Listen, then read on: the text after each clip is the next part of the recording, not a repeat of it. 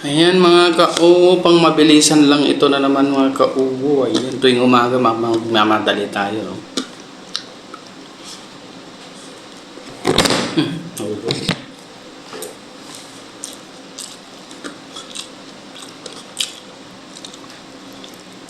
Ay. Naalala ko, Biyernes pala ngayon. Wala pala kaming masak. Biyernes pala ngayon, ka-uwo. Wala palang masakyan. Nagmamadali ako. Palambing naman po ang ating kaibigan na si Jovelyn S. Sores, mga ka-uwo. Thank you.